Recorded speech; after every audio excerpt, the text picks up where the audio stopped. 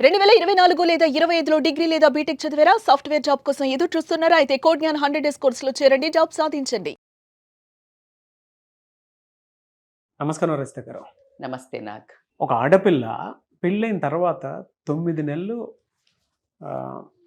గర్భం ధరించి పిల్లని మోయడానికి రెడీ అయిపోయి ఎన్నో పురిటి నొప్పులు చూసిన తర్వాత బేబీని బయటికి తీసుకొస్తుంది. అప్పటి వరకు నొప్పులు భరిస్తూనే ఉంటుంది. కానీ ఏ సందర్భం భరించలేని స్థితికి ఒక ఆడపిల్లని తీసుకొని వెళ్తూ ఉంటుంది. అది అంటే చాలా బాగా స్టార్టే మీరు చాలా పెద్ద అంటే మనసు బరువెక్కే మాటతో స్టార్ట్ చేశారు. పురిటి నొప్పులను భరించి అంటే తన ప్రాణాన్ని పణంగా పెట్టి ఇంకొక జన్మను ఇచ్చేంత పెయిన్. అది మన సుమన్ టీవీలోనే ఒక హీరో ఎవరో వీడియో చేశారు. ఆ ఒక పెయిన్ ఎంత వస్తుందో దాన్ని మెజర్ చేసి ఒక అబ్బాయికి ఆ పెయిన్ ఇచ్చే అంత పెట్టి చూస్తే అప్పుడు అర్థమవుతుంది. మీరు కనీసం దాంట్లో 30% కూడా బేర్ చేయలేరు అని డెమో చేసి చూపించారు సుమన్ టీవీలోని ఒక వీడియో. సో హెలో ఎవరో అంటే నేను హ్యాట్స్ ఆఫ్ చెప్పాను. అలాంటి అద్భుతమైన మనుషులు మగవాళ్లలో కూడా అద్భుతమైన మనుషులు ఉన్న దాంట్లో ఈరోజు ఆడపిల్లకి మానసికంగా భరించలేకుండా ఇటు వదిలేసిపోవటం కానివ్వండి భర్తను, లేకపోతే జీవితాన్ని వదిలేసిపోవడం కానివ్వండి, ఇలాంటివి జరుగుతున్న తరుణాలను మనము వాస్తవంగా చూస్తున్నాం. మరి ఎప్పుడు మేద్దాం ఇంత టాలరెన్స్ ఉన్న వాళ్ళు, భరించే శక్తి ఉన్న స్త్రీ శక్తి ఎందుకు ఈ ఒక రూపం దాల్చడం జరుగుతుంది అని అన్నట్టయితే మీకు సీతాదేవిని చూపిస్తాను. సీతాదేవిది ఆవిడ అద్భుతంగా జానకుడు దగ్గర పెరిగి వచ్చి కష్టాల్లో టాలరెన్స్ రాముడితోటి అడవిలోకి వెళ్ళింది. అక్కడ ఏం కనిపించిందండి మీకు? ఓపిక. భరించింది. డబ్బును చూసిందా? ఆర్థికమైన దెబ్బకు లొంగిపోయిందా? లొంగిపోలా. ఎక్కడి దాకా వెళ్ళింది? అడవిల్లోకి వెళ్ళింది. ఆయనతో పాటు అలుములు ఆకులు తిని ఉండింది. ఆమె ఏమైనా కంప్లైంట్ చేసిందా? వదిలిపెట్టి వెళ్ళిందా జీవితాన్ని? నేను నేను నీ దగ్గర ఉండను, నేను మా అమ్మగారింటికి పోతా, మా నాన్న రాజు, నీకు రాజ్యం ఇయ్యని అన్నారు అని వెళ్ళిందా? వెళ్ళలా. ఆర్థికంగా దెబ్బ కొడితే మనిషి లొంగదు. ఎందుకు? తనకి అది ఇంపార్టెంట్ కాదు. రెండోది, వెనక్కి వచ్చిన తర్వాత ఎప్పుడైతే తనను అగ్ని పరీక్ష చేయమన్నాడో ఆ రోజు ఆ అగ్ని పరీక్ష చేసేటప్పుడు కూడా ఏమనుకుంది? పోనీలే నా భర్త లోకాన్ని ఏలేవాడు, సరేలే ఆయన మాట. అక్కడ పీక్స్ టాలరెన్స్ అది భరించింది. అయినా కూడా వచ్చి ఉంటున్నప్పుడు ఎవడో ఒక తాగుబోతు వెదవా, ఎవడో ఒక మాట గురించి చెప్తున్నా. ఇప్పుడు ఆ మాట అని అప్పుడు వాగింది. ఇప్పుడు సోషల్ మీడియాలో కానీ ఎక్కడ కానీ కమెంట్స్ పెడుతుంటారు, ట్రోలింగ్ చేస్తుంటారు. అవి అప్పుడు చేసే రకమైన పాతకాలంలో ట్రోలింగ్ ఏంటంటే అదే నోటికి వచ్చినట్టు వాగటం. ఆ చేస్తే తీసుకెళ్ళి రాముడు ఏం చేశాడు తెలుసా? శీలాన్ని శంకించి వాడికి ఎవడికో ఎక్స్ప్లెనేషన్ ఇవ్వడానికి ఏం చేశాడు? అడవిలోకి పంపాడు. ఇవన్నీ భరించి పిల్లలకు మళ్ళీ జన్మనిచ్చింది. కానీ అయినా కూడా మళ్ళీ ఆమెకి ఇలా ఆమె క్యారెక్టర్ అసాసినేషన్ ఎప్పుడైతే జరిగిందో భరించలేక భూమాత కూడా బద్దలు కొట్టుకొని సీతాదేవి ఎక్కడికి వెళ్ళింది? అగాధానికి వెళ్ళిపోయింది. స్త్రీ క్యారెక్టర్ అసాసినేషన్ తీసుకోవడం అనేది ఇంపాసిబుల్. ఆర్థికంగా డబ్బు లేకపోయినా బ్రతికిన వాళ్ళని చూసాము. ఏ భర్త అయినా పరాయి మగవాడైనా ఇంకెవరైనా కానీ ఎప్పుడైతే నీ మీద బాడీ పరంగా కానీ నిన్ను అసభ్యకరంగా కానీ చిత్రీకరించి చూపించినప్పుడు తట్టుకోలేని పరిస్థితి. అందుకే మగవాడికి అలుసైపోయింది ఆడది. ఆ విషయంలో ధీటుగా సమానంగా పనిచేస్తున్నారు ఆడవాళ్ళు మగవాళ్ళు, అన్ని రంగాలు ఉన్నారు కదా అని ఒకవేళ వచ్చి పరిగెడదామని వచ్చిన బరితగించారనే మాటలు. బట్టలు వేసుకోవడానికి డెమోక్రసీ లేదు. మనకి ఇండియా అనగానే ఏంటి? India is a democratic country అని ఒక ట్యాగ్ లైన్ ఇచ్చారు. కానీ దానికి ముందు ఈ కాన్స్టిట్యూషన్ రాక ముందు భారతదేశం అంటే ఏంటండి? స్త్రీని గౌరవించవలను అనే కాదా? మీకు ఏ కంట్రీకి పోయినా ఫస్ట్ భారతదేశం అంటే ఏమంటారండి?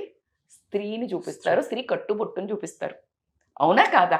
అలాంటి పవిత్ర దేశం ఉన్న దగ్గర ఏ దేశంలో ఉన్న ఆడదానికి ఉన్నది ఏంటి అనే తన శరీరాన్ని అంత పొందికగా అనూకుగా ఆ భర్త సన్నిధిలో అన్నట్టు అలా పోర్ట్రే చేయటం వల్ల ఇప్పుడు ఏం చేశారంటే దాన్ని ఒక సెక్స్ ఆబ్జెక్ట్గా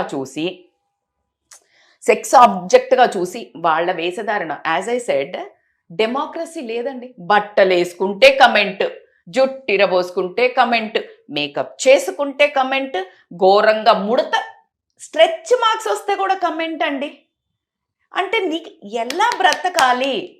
జెంట్స్ని అలా బాడీ మీద షేమింగ్ చేస్తారా? బాడీ గురించి వాళ్ళు ఫుల్ బట్టలు ఇప్పుకొని పోతారు. అది శరీరం ఇద్దరిది అండి. నీకు అదే అబ్బాయిని కూడా సెక్షువల్గా చూపించినప్పుడు అది తప్పు అని ఎవరైనా కమెంట్ చేస్తారా?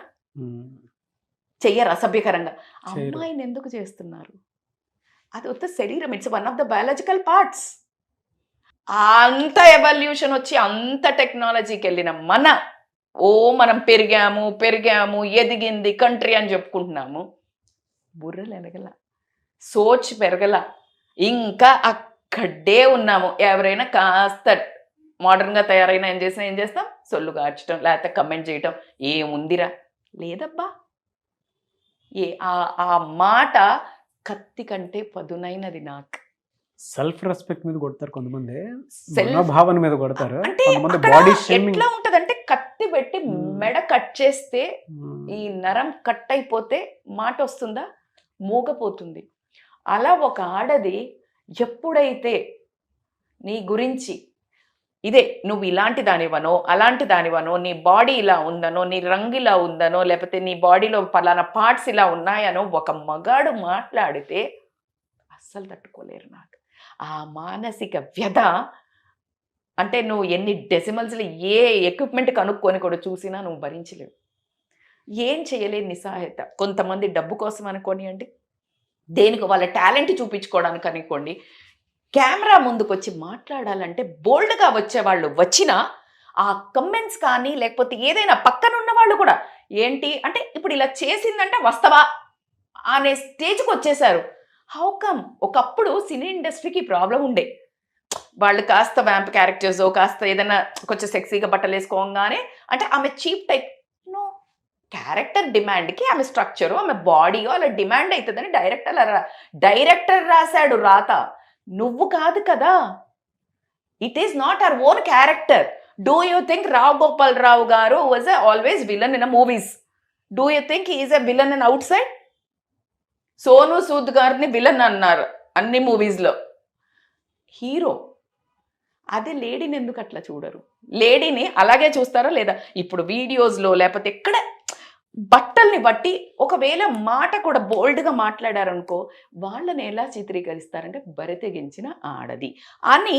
ఆ మాటలు ఏదైతే తట్టుకోలేని మనుష్యులు, అందరు మగాళ్ళని నేను ఎప్పుడూ అనను, కొంతమంది అందులో ఆడవాళ్ళు కూడా ఉంటారు. బ్యాడ్ లక్ ఏంటంటే వీళ్ళు ఎప్పుడైతే క్యారెక్టర్ అసాసినేషన్ కానీ ఈమె ఇలాంటిది అయి ఉంటుందిలే అందుకే వాడు ఎవడో అన్నాడు, ఏం మాటలవి మాట్లాడతారా లేదా? ఇప్పుడు మనకి చాలాసార్లు మనకు రేప్ జరిగిందంటే ఆ బట్టలు ఎవడ వేసుకొని ఆడవాళ్ళతో సహా, అరే బాబా ఎందుకు వేసుకోకూడదు? అదే 9 నెలల అమ్మాయిని, 9 సంవత్సరాల అమ్మాయిని, 90 ఏళ్ల అమ్మాయిని ఏం చూస్ చేశారు? అర్థమవుతుందా? సో ఎప్పుడైతే ఇలాంటి పదాలు ఆడవాళ్ళను వాడటం జరిగిందో, భర్తను భార్య వదిలిపెట్టి వెళ్ళిన సందర్భాలు ఉన్నాయి. ఎప్పుడైతే ఆమె మీద ట్రస్ట్ లేకుండా నువ్వు వాడితో తిరిగావా, వీడితో తిరిగావా, నువ్వు వీడితో పని ఉండంటావు, వీడు అసలు నాకు ఈ పిల్లలు పుట్టిన, అలాంటి చిచోర మాటల్ని ఒక లెవెల్ వరకు భరిస్తుంది పిల్లల కోసం. కానీ ఇప్పుడు విడాకులు ఎందుకు ఎక్కువ అవుతున్నాయి అన్న సందర్భం మీరు కనుక చెప్పినట్టయితే, ఎప్పుడైతే ఈ సెల్ఫ్ రెస్పెక్ట్ మీద కొట్టిందో, as economy financial status was one of the టైంలో ఫైనాన్స్ లేకపోవడం వల్ల, ఇంటికి పోతే అమ్మా నాన్న ఆదరణ లేకపోవడం వల్ల చచ్చినట్టు నోరు గొంతు మూసుకొని, నిజంగా చెప్పాలంటే వాళ్ళ అన్ని సెన్సెస్ని బంద్ చేసుకొని బతికారు. Now it is a time అని అనుకొని బయటకు వచ్చినా కూడా సూదులు పెట్టి కూర్చున్నట్టు ఈ మాటలతో ఇందుకే వచ్చావనో, ఫ్రీగా ఉన్నాం, ఎవ్వడికి నోటికొచ్చింది వాళ్ళు మాట్లాడుకో. ఫ్రీ ఫుడ్ పంచితే ఎలా ఉంటుంది? ఆ టైప్లో మాట్లాడి నోటికొచ్చినట్టు మాట్లాడి మనోభావాలను మామూలుగా దెబ్బతీయరు. మీరు అన్నారే దానితోటి భర్త భార్యను వదిలేసి వచ్చిందని చెప్పా. సమాజంలో ఒక సింగిల్ లేడీ ఎప్పుడైతే ఇలా బయటకు వచ్చి బోల్డ్గా ఏదైనా తన వ్యూస్ షేర్ చేసుకున్నా, తన బాడీ బాగుంటే ఏ టాలెంట్ ఉంటే దాన్ని షేర్ చేస్తున్నారా? మీరు యువర్ ఎ గుడ్ రైటర్, మీరు వేరే దాంట్లోకి వెళ్ళరు చూడండి. You always script programs. మీరు మీకున్న కమాండ్ ఏంటి? అది. నాకున్న కమాండ్, నేను ఫుడ్ గురించి మాట్లాడతాను, న్యూట్రిషన్ గురించి మాట్లాడతాను, relation, that is my command and my subject because I live with that. Exactly కొంతమంది అమ్మాయిలకి ఒక స్కిల్ ఉంటుంది. They might have a good body, they want to earn money. ప్రాస్టిట్యూట్స్కే లీగలైజేషన్ రబ్బా. నీకెవడు రైట్ ఇచ్చాడు? మేడం అట్లా, అది మన సంస్కృతి కాదు. సంస్కృతి గురించి నువ్వు మాట్లాడకు. సంస్కృతి నీకు ఆడపిల్లలు అలా మాట్లాడమని చెప్పిందా? చెప్పలేదు కదా. సంస్కృతి కాదు ఇక్కడ. నీ చూసే చూపు వంకర చూపు. నీకు నచ్చలే, కంటెంట్ నచ్చలే, చెప్పు అమ్మా ఈ కంటెంట్ కాదు, మెసేజ్ పెట్టు. ఒక అన్న, ఒక తండ్రి, ఒక రియల్ బాయ్ ఫ్రెండ్, ఇలా వేసుకోకురా తల్లి, ఇలా చెయ్యి, నువ్వు నిజమైన సమర్థవంతుడివి, నువ్వు భారతదేశాన్ని ఉద్ధరించుకు పుట్టిన మనిషివి అయితే గనక నిజాయితీగా పెట్టు. ఆ అమ్మాయి నిజంగా మార్చుకుంటుందేమో, అరే నేనంటే ఇష్టం ఉన్న వాళ్ళు ఇలా ఉన్నారా అని భయపడి చెయ్యకుండా బాధ్యతతో మారుతుందేమో. అవునా? నీకు నచ్చలే, స్క్రోల్ చేసేసుకో. నీ కమెంట్ పెట్టే అవకాశం ఎవరిస్తున్నారు? బాడీ గురించి బయట పోతుంటే కూడా ఏంటది అంటే, ఇవాళ రేపు నిజంగా చెప్పండి, లో క్లాస్ వాళ్ళే చేస్తున్నారు అనుకోవద్దు. ఎవరు పడితే వాళ్ళకి అది మరి హార్మోనల్ ప్రాబ్లమ్సా, ఈ డిజిటల్ కంటెంట్ చూసి వాళ్ళకి అనేబుల్ టు బేర్ దేర్ కోరికల, వాళ్ళ అందట్లే అందమైన అమ్మాయిలు అనే పిచ్చ, సాడిజమా, సైకోయిజమా, ఏమీ అర్థం కావట్లేదు. వాట్ ఎవర్ ద రీజన్, వీళ్ళు వాగే వాగుడికి, చేసే మెసేజ్లకి, అందమైన అమ్మాయి కనిపిస్తే చాలు ఈజీగా వచ్చేస్తుంది అని అనుకునే ఒక ఆదరణకి చెక్ పెట్టాలి ఇక్కడ. సో దీంట్లో నేను చెప్పేది ఏంటంటే, ఒక 2-3 పాయింట్స్లో అమ్మాయిలు స్ట్రాంగ్ ఉండాలి. ఎంతో రెవల్యూషనరీగా మంచిగా బయటికి వస్తున్నారు, బయటకు వచ్చి రంగాల్లో ప్రవేశిస్తున్నారు, అంతే దమ్ముతో రండి. ఎందుకంటే బయట ఆర్మీ ఎలా అయితే ఉందో, పాకిస్తానో లేకపోతే మనకి ఎక్కడి నుంచో ప్రాబ్లం రావద్దని తీవ్రవాదులు, మన చుట్టూ ఉన్న తీవ్రవాదులు నిన్ను మానసికంగా అటాక్ చేయాలంటే you should be A soldier. ఎలా సోల్జర్ ఉండాలి మేడం అంటే, ఇంటి దగ్గర నుంచి మన సంస్కరణ మొదలు పెడితే, ఎప్పుడైతే నీ ఒక సెల్ఫ్ రెస్పెక్ట్ మీద మాట్లాడకనో లేకపోతే ఏదైనా మాట్లాడుతున్నారు, it is time to protect your self respect boss. True అండి. కొంతమంది 10 మందిలో ఉన్నా, 2లో ఉన్నా, 1లో ఉన్నా, అంటే ఇండివిజువల్ వాళ్ళకే తెలుస్తుంది, మాట్లాడకు నోర్మై, ఆడపిల్ల మనసు వెంటనే నొచ్చుకుంటుంది, అంటే తీసి పడేస్తారు. ఎందుకంటారబ్బా, నువ్వు అర్న్ చేసుకుని వస్తున్నావు, నువ్వు డబ్బిస్తున్నావు, ఆ డబ్బును ఫుడ్గా మార్చేది ఎవరు? నీ బెడ్గా మార్చేది ఎవరు? నీ పిల్లలకు చదువుగా మార్చేది ఎవరు? ఈ తల్లి లేకపోతే నువ్వేంటి? నువ్వు పెళ్ళయ్యాక లావుగా అయ్యావు, లేకపోతే ఇలా ముడతలు వచ్చాయి, ఒరేయ్ నువ్వు అలాగే ఉన్నావు, అప్పుడు నువ్వు కూడా ఉండవు. ఇది మీ అమ్మ కూడా ఇలాగే నిన్ను కన్న తర్వాత అలాగే ముసలైపోయింది. నీ భార్య కూడా అంతే కదా. ఎప్పుడైతే ఫిజికల్ బాడీ పార్ట్స్ ఇంట్లో వాళ్ళు కానీ బయట వాళ్ళు కానీ నీకు బాడీ షేమింగ్ కానీ, నల్లగా ఉన్నావని కానీ, తెల్లగా ఉన్నావని కానీ, పలానా పార్ట్ ఇట్లా ఉందని కానీ ఎవడైతే మాట్లాడతాడో, అబ్బా ఈ ఒక్క రైట్ అయితే తీసుకోండి అమ్మాయిలు. నేను అంటే మీరు అంతా వైల్డా మేడం, అంత ఫెరాషియస్ అంటే, నాట్ ఎనీమోర్. I'm not. ఎందుకంటే నా దగ్గరికి ఫస్ట్ అంత దమ్ముతో, ధైర్యంతో ఫస్ట్ ఆ అవకాశం ఇయ్యం. కానీ అవకాశం ఇవ్వకున్నా తీసుకునే వాళ్ళు ఉన్నారు అమ్మాయిల మధ్యలో. ఎందుకంటే వాళ్ళ సంఘంలో కొన్ని పరిస్థితుల్లో ఇరుక్కోవాల్సి వస్తుంది, వర్క్ ప్లేస్లో ఇరుక్కోవాల్సి వస్తుంది, తెలియకుండా ఒక దగ్గర అలా అణిగిపట్టి ఉండాల్సి వస్తుంది. బట్ మీకెక్కడైతే విలువ తగ్గుతుందో వాకవే. భరించాల్సి వచ్చినప్పుడు గివ్ ఎ టైట్ స్లాప్. నేను మరీ అంత లాంగ్వేజ్లో చెప్పలేకపోయిన ఒకటి కూడా చెప్తాను, అంటే చాలా రాగా చెప్పాలంటే, వాడిని తొక్కి పెట్టి నరం దియ్య అని చెప్తుంటారు కొంతమంది. అలా మాత్రం ఖచ్చితంగా చెయ్యాల్సిన అవసరం ఉంది. 1-2 సార్లు చెయ్యండి అబ్బా, ఇలాంటి మెసేజెస్ వైరల్ చేయండి, ఇంకొకడెవడు దమ్ముతో వస్తాడో చూద్దాం. ఎందుకు మేడం ఇంత రెవల్యూషనరీ అంటే, కడుపు మంట. కడుపు మంట వేరే ఆడపిల్లలు- వాళ్ళ కామెంట్స్ కోసం మన ప్రాణం తీసుకొచ్చేంత పరిస్థితి ఉన్నప్పుడు అవును అసలు వేరు చేయాల్సిన అవసరం లేదు లేదు కదా నీ మన ఇంట్లో సెల్ఫ్ రెస్పెక్ట్ మీద మీరు మన నా- బాడీ షేమింగ్ మీద కొడుతున్నప్పుడు మీరు ఇందాక అన్నట్లు తొక్కిపట్టి నారదీయటమే ఇంకా థర్డ్ ఆప్షన్ లేదు. ఇంపార్టెంట్ పాయింట్ ఏంటంటే ఐ రిక్వెస్ట్ మన సోషల్ కాన్స్టిట్యూషన్ లో ట్రాలింగ్స్ కమెంట్స్ బలుపెక్కి బరితగించి పెడుతున్నారో బాడీ మీద వాళ్ళ వర్క్ మీద పెట్టు మార్చుకుంటారు. మార్చుకుంటారు. నేను ఒప్పుకుంటా, ఎందుకంటే మనది democratic country. If it anything is troubling. కానీ బాడీ మీద అమ్మాయిల మీద అసభ్యకరంగా చిత్రాలను కానీ కమెంట్స్ని కానీ పెడతాడో ఖచ్చితంగా సేవ్ అనే హ్యాష్ ట్యాగ్ తో కనుక punish this trollers or comments are criminals అని మాత్రం పెట్టాల్సిందే. కింద కామెంట్ బాక్స్ సబర్ క్రైమినల్స్. కింద కామెంట్ బాక్స్ లో మీరు సఫర్ అయినటువంటి వాళ్ళు ఎవరైతే ఉన్నారో ఎగ్జాక్ట్లీ నైస్. సో కింద కామెంట్ బాక్స్ లో హ్యాష్ ట్యాగ్ పెట్టి ఇందాక మేడం చెప్పినట్లు ఇదే యూట్యూబ్ గా ఎవరైనా ఉన్నారనుకోండి ఇలా వాళ్ళకి ఎవరెవరినైతే కమెంట్స్ పెట్టి మానసికంగా ఇబ్బంది పడితే వాళ్ళు ఎలాంటి జర్నీని అండర్గో అయ్యారు అర్థమైందా? హ్యాష్ ట్యాగ్ పెట్టి పెట్టి రండి, call this crawling number to Nagaraj, we will do this videos.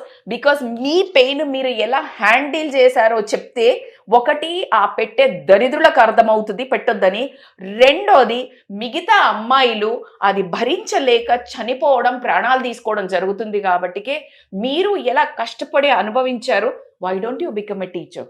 Like ఎలా అయితే ఐఏఎస్ ఆఫీసర్ కానీ సమ్ టీచర్స్ కానీ వాళ్ళకి రాకపోయినా మిగతా వాళ్ళకి ట్రైనింగ్ ఎలా ఇస్తారో మీరు పడ్డ బాధ ఇంకొకరు పడొద్దు అంటే ఐ రిక్వెస్ట్ హూ ఎవర్ ఈ పరిస్థితి నుంచి బయట తన్నుకొని వచ్చారో వాళ్ళు వాళ్ళ ఒపీనియన్స్ ని షేర్ చేస్తే గనక we will do a show definite గా అండి. How they underwent.